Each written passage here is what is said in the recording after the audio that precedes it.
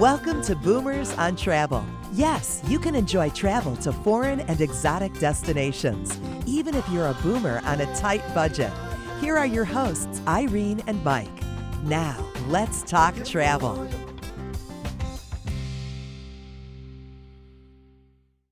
Well, here we are again, Irene, the new year and a new podcast. And you had something to say to me? Well, good morning, Mike, first of all.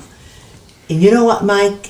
I feel something in the air this morning. Do you feel it? I think it could be romance. What do you think? You know what, Mike? I think you're right. Today, we are so pleased to have as a guest on our podcast, Robert James Connors. And Robert has written the book, Romancing Through Italy. And he is going to give us some stories today on how he came about to write the book. And Mike is going to address some subjects with him. Robert, I know you really like baseball, so I think I'm going to throw you a curveball. Good morning. Especially about Italy. Good way to start the morning. You know, one thing my wife loves, and she's Italian, good part Italian, is pizza. And I think we, as most people in our country, when they think pizza, they think Italian pizza, but that's not really true, is it? Because all over Italy, I know there's many regions that you have talked about where, the food is different. And my favorite food, I'll give you a little story first. We were living in Germany. I was working for the government over there.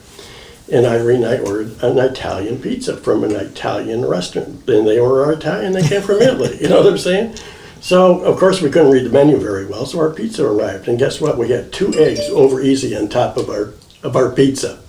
And but just there's so many different varieties. But my favorite of all is Napoli. I just don't think there's anything like Italian pizza out of Napoli. And you got some thoughts on that? Is that correct? Oh, yeah, I sure do. First of all, let me say thank you, Mike and Irene, for having me on the show. I appreciate it. Welcome. We're happy to have you, Robert. Yeah, well, food in Italy, of course, is a very broad subject and one of my favorites. 25 years of traveling around Italy, I've really learned a lot about the various regional cuisines, and that even every district, every region of Italy has its own shapes of pastas. There's 30 or 40 different primary shapes. But yeah, the pizza, which originated in Napoli, is truly unique. And it's not like what is often served in the United States. And when you go to a restaurant in Italy and you order a pizza, it's a personal pizza. And it typically is served whole. They don't cut it. You have a knife and a fork and you cut it up yourself as you eat it. And in the United States, they make fun of politicians who cut a pizza with a knife and fork, and I don't get that. But that's how it's done in Italy. And in Napoli, in particular, which is the home of pizza, they make a special pizza called a pizza margherita, named after the queen of Italy, Margherita. And it's in the colors of the Italian flag. It's got the red tomato sauce. It's got the white mozzarella. And it's got the basilico, the fresh basil that they drop on. I want a pizza right now. And it's fired in a wood oven at a really high temperature, so it cooks in about 3 minutes. And it's delicious. And the mozzarella, which is made fresh every day, comes in big chunks and it melts in these big blobs on the pizza. And it's just so gooey and delicious. And it's a unique experience. But they're very fussy about their mozzarella. They believe that mozzarella fresca, as they say, fresh mozzarella, has to be made fresh each morning and consumed that day. So they don't store it in the refrigerator for a week or two like we do, and then use it. If the purists say no, it's not even good that afternoon. By evening, you just pitch it to the pigs or something. Well, where do they get that from? Well, they're used to making it fresh every day. It's like fresh milk. They want everything ultra fresh. That's kind of an Italian tradition. You go to the market on pretty much a daily basis. You buy your fresh vegetables, your fresh fruits that you're going to eat that day. And so something as perishable as dairy, the tradition, of course, there was no refrigeration. So if you didn't make it fresh, you'd take the fresh milk right out of the water buffalo. Buffalo milk was the best, and make the mozzarella and serve it. And so by evening, without refrigeration, it was going to start to get a little funny anyway. So that tradition carries on. They still believe that it has to be fresh. And it's so yummy. I remember. I can't wait to get back there. Robert, now you mentioned markets. And when Irene and I go to Italy, especially Italy, we stay, a lot of times we do home exchange and so forth. And we always make it a habit of ours of looking at what's the local markets. Well, all these little towns, Monday, Tuesday, you can pick any day. And there's a local market. And we love the local markets because, not just for the fresh vegetables and stuff, which seem to be huge compared to here they are. But there's always, the wagons with the fresh meats, and also they pre-cook, not pre-cook, but they cook a lot of things there, and you can pick up, a nice lunch, and then the local wine is to die for, isn't it? I mean, the local wines are fantastic. Right. You want to tell us a little bit about your experience with the markets? Sure.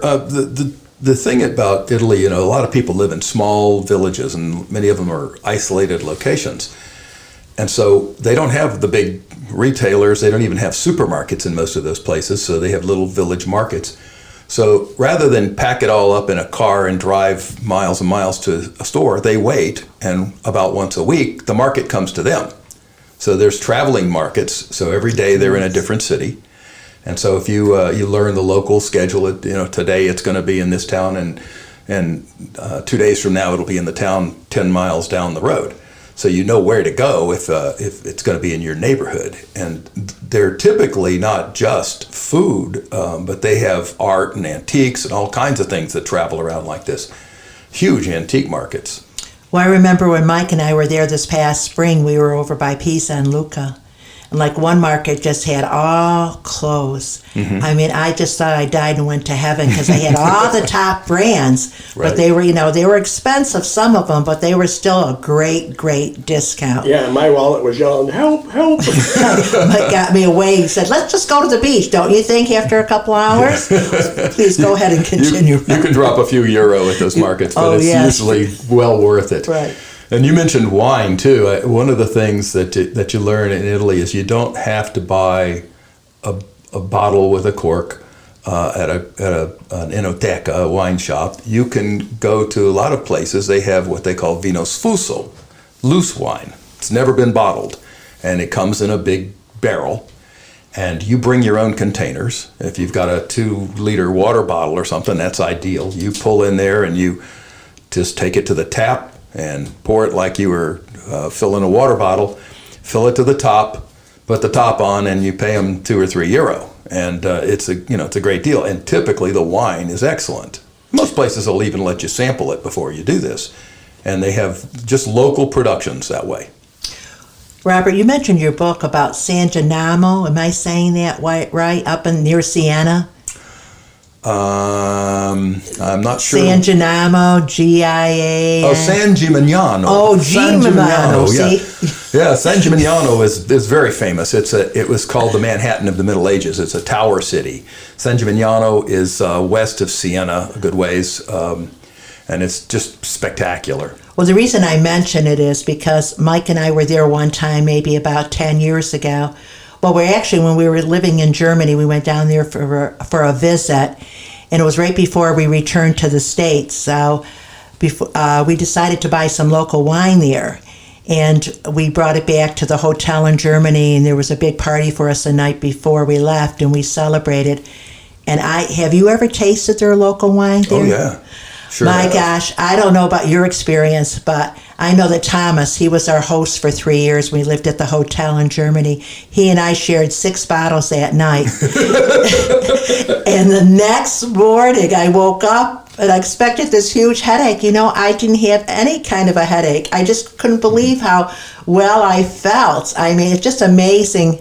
Did you know why that would be? Well, it might be, we're used to wines with a high level of sulfite. Because in most wine growing regions, there's different types of the fermentation process takes place using yeast. There's desirable yeasts. There's thousands of varieties. There's desirable ones and undesirable ones. And in order to kill off the undesirable ones, typically when they press the grapes and have the fresh juice, they put sulfur in it to kill off all of these yeasts, and then they add the yeast that they want. And that's especially true in a lot of Western countries, and the United States included. In some parts of Italy, the native yeasts are the desirable yeasts, so they don't have to do that or use very much sulfur at all to control the populations of those yeasts. So it's the result is that when the sulfur breaks down, it leaves a sulfite, the daughter product, if you will. And that sulfite sometimes reacts with people. And there's other things, there's other elements in winemaking too. We could do a whole show just on wine if you like. I'm sure we will in the future. We'll look forward to that, Okay. you know. Robert, let me ask you another question. Boomers on travel. We want to see a lot of people go to Europe and travel Italy and everything like that. But we're also very cognitive of a budget, Right. which is important. And here, here, if we go out for dinner, and that's our meal that obviously is more expensive than the lunch menus. But in Europe, it's almost different to a degree because a lot of the main dining is done at noon. I mean, as far as the big meal. Right. And you told me before there's such a hierarchy of restaurants. Like you said, well, the pizza shop is like the lower end. You want to talk about that a little? Yeah, sure. There are. You start out typically every little village, no matter how small, or almost every street corner, there's a bar. It'll just say bar, and you go into a bar. It's not like a bar in the United States. It's typically principally a coffee shop. They often have liqueurs and different things you can add to the coffee, or even cocktails. Many of them sell prosecco, or they'll make a spritz, a wine cooler, different dishes like that they'll have local specialty foods sometimes. Sometimes sandwiches, panini as they call them, and munchies like that.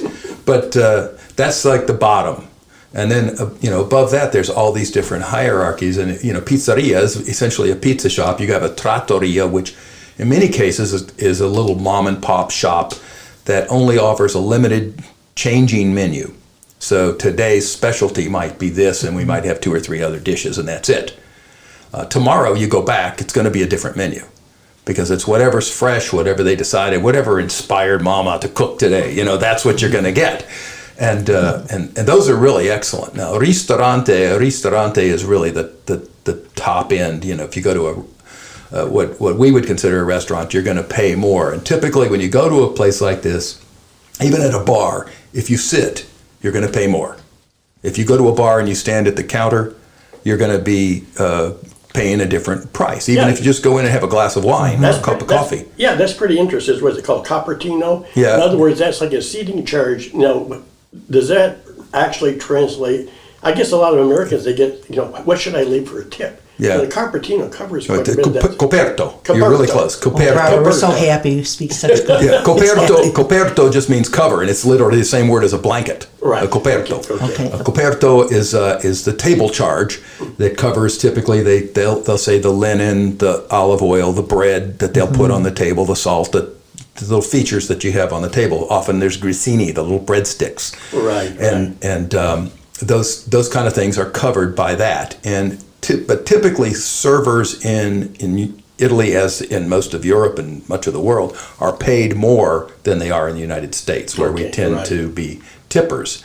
And so they don't depend nearly as much on tips. And so the tradition is not to tip as much. And rounding up, right? Rounding up. Yeah, you round up, or you leave a few coins, €1 or 2 on the table, and that's fine. They're pleased with that. You don't have to leave 20%.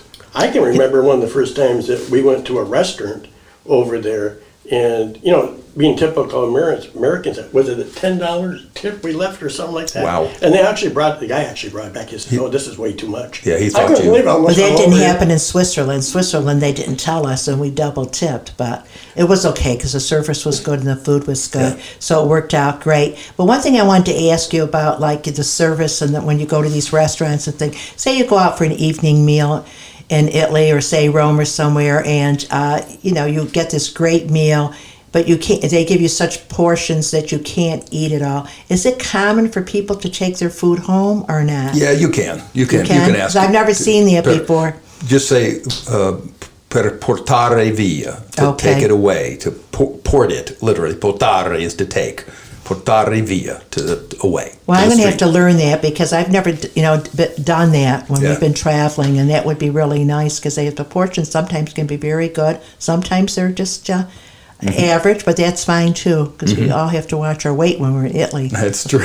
All that pasta. If you start meeting the Italians, and they'll undoubtedly invite you for dinner, and you'll sit there for 2.5 hours, and it'll be 6 or 7 courses, one after another. So you have to pace yourself. Well, I remember when Mike and I were in Sicily one time, I think probably around 2000 or 1999, we kept on going back to this favorite restaurant. We really loved it, and the menu was so great. And we got invited to a wedding, A wake.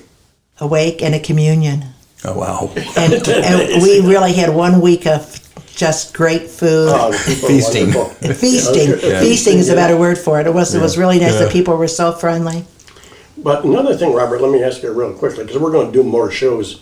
But the regions, I mean, there's such a difference in regions in food, isn't there? I mean, it's Oh really yes, amazing, very isn't it? very much so. There's 20 different regions of Italy, and in the north, you have in the northwest, you're up against France, and like in the Val d'Aosta, and the menu is very heavily French influenced sauces and things of this nature. Much more in the way of meats, pork, lamb in the north. If you're to the northeast, actually, that was the northwest. Val d'Aosta, I said it backwards.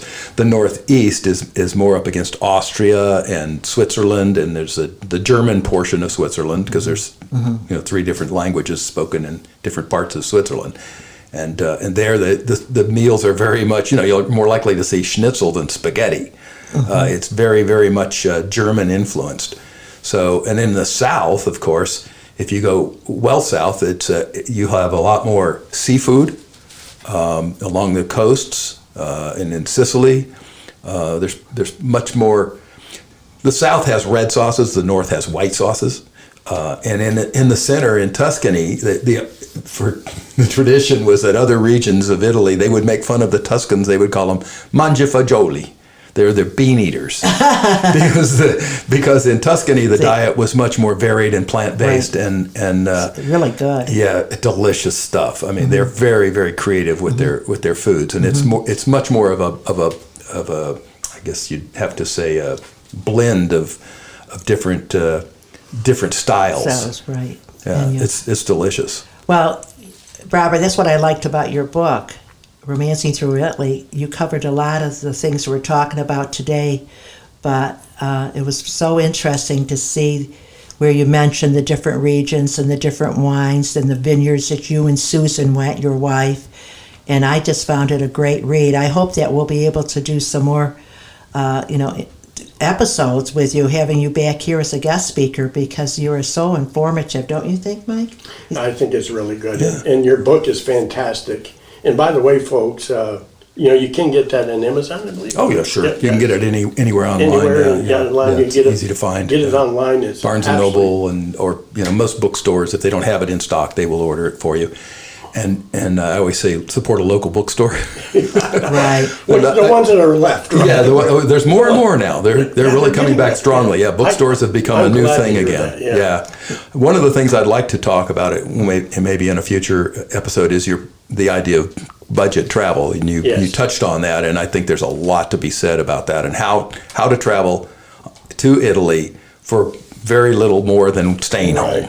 And it's very possible. You've given us some hints prior, and Mike and I have utilized some of those hints. Because we went, we go to Europe a lot, and what we were doing for quite a few years is we'd fly one way, then take a transatlantic back another way, and there's some fantastic deals on transatlantic cruises. Right. So, if you're on a budget, you can really do a lot of things. And I think a lot of people are afraid to travel because they think everything's so expensive, but it doesn't have to be that way, does it? And you don't necessarily have to have a travel agent even. You can tour on your own.